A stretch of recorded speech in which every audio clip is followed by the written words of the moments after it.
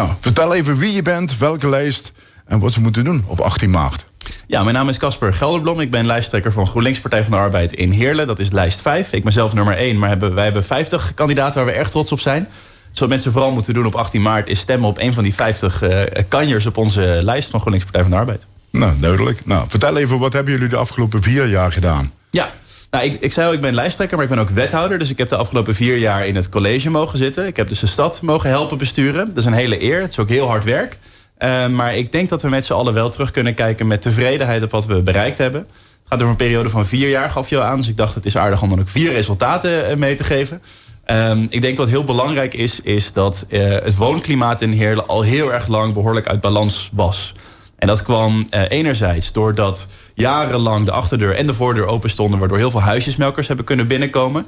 Heel veel panden hebben opgekocht in Heerlen, waar dan vervolgens een woningsplitsing voor werd aangevraagd, waardoor een mooie gezinswoning opeens uit 5 eenheden bestond. En dan per kamertje vaak een aantal matrassen, waar mensen van heinde en verre die niet precies wisten wat hun rechten waren, vaak werden uitgebuit, veel te veel huur betaalden en iemand vaak van buiten Heerlen, die huisjesmelker, daar veel aan verdiende.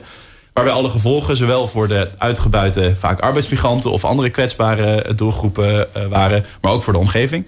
Nou, voor dat woonklimaat hebben we gezegd dat moet anders. We moeten weer grip op wonen. Dat zijn hele belangrijke woorden. We moeten weer grip op wonen krijgen. Dat hebben we ook gekregen. Dus we hebben vanaf 2022 heeft Heerlen in rap tempo allemaal nieuwe regels opgesteld om die huisjesmelkers onder controle te krijgen. Een verhuurvergunning bijvoorbeeld. Je hoeft tot voor kort geen vergunning te hebben om te verhuren. Dan moet je nu in het grootste gedeelte of in een groot gedeelte van de stad moet dat wel. Dat woningsplitsingsverbod is er eindelijk gekomen, waardoor wat ik net beschreef niet meer kan. Nou, allemaal van dat soort dingen. Maar het belangrijkste, denk ik, van de afgelopen 4 jaar als het gaat over dat grip op wonen, is wel de Parkstadwet. We zitten hier bij RTV Parkstad. Heerlen was weliswaar de pionier en de kartrekker, maar we hebben dat ook gedeeld met de hele regio. Want wat is de Parkstadwet? De Parkstadwet is een instrument waarmee we eindelijk grip krijgen op wie nou waar komt wonen. Waarmee we bijvoorbeeld kunnen zeggen, nou, mensen met een rugzakje die nu heel erg vaak iedere keer in dezelfde buurten terechtkomen, ofwel in een soort zorgvoorziening, en dan heb ik het niet over ouderenzorg, maar geestelijke gezondheidszorg, mensen die een psychose hebben gehad, et cetera.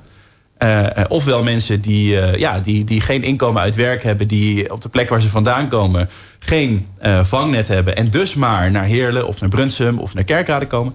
Daarvan hebben we nu gezegd, daar moeten we echt grip op hebben. En die buurten waar de leefbaarheid al veel te lang onder druk staat, daar gaan we nu eindelijk van zeggen, we gaan wel wat filters instellen om te kunnen reguleren wie hier komt wonen, want we willen daar draagkracht toevoegen. Dat is een hele belangrijke. Een andere hele belangrijke die ook met die Parkstadwet samenhangt, en daar kom ik zo meteen nog wel even op terug, is dat we ook kunnen zeggen wat we wel willen. Want wat hebben we echt nodig in onze regio? Verpleegkundigen, zie je het ziekenhuis, ook zo meteen op terugkomen. Leraren, politieagenten, we hebben ook een politietekort. Dus we willen juist ook in de woningtoewijzing voorrang geven aan die groepen, want ook die groepen kunnen buurten waar nu de leefbaarheid onder druk staat versterken. Dat is heel belangrijk. Iets anders heel belangrijks is dat we ervoor hebben gezorgd dat de woningbouw weer van het slot is. Dus we hebben een verdubbeling gezien van het aantal woningbouwplannen. Nou, dit ging allemaal over wonen. We hebben ook ervoor gezorgd dat de kwaliteit van de woningen flink vooruit gingen via verduurzaming. We hebben van de 46.000 adressen in Heerlen bij 43.000 aangebeld. En we hebben meer dan 10.000 huishoudens met een smalle beurs geholpen de energierekening omlaag te krijgen. Heel belangrijk. En het derde resultaat wat heel belangrijk is, 50 jaar na de mijnsluiting eindelijk een algemene mijnschaderegeling. 70 miljoen uit Den Haag gehaald om eindelijk gewoon een vangnet te bieden voor mensen die nog steeds te kampen hebben met de gevolgen van de mijnbouw. Nou goed, en dat vierde resultaat inderdaad toch, dat begint nu pas, dus ik ben daar voorzichtig in. Maar al die onzin vanuit het ziekenhuis dat het onmogelijk zou zijn om hier een volwaardig ziekenhuis te behouden. Wij hebben laten zien dat in ieder geval één van de argumenten die ze aandragen, het personeelstekort, dat je daar wel degelijk iets aan kunt doen. Namelijk gezamenlijk zorgen dat mensen niet alleen een vacature aangeboden krijgen, maar ook een hele mooie woning. Dat loopt nu. We hebben de eerste verpleegkundige gehuisvest. En als je dan kijkt, vooruitblikt, ik heb nog een minuutje.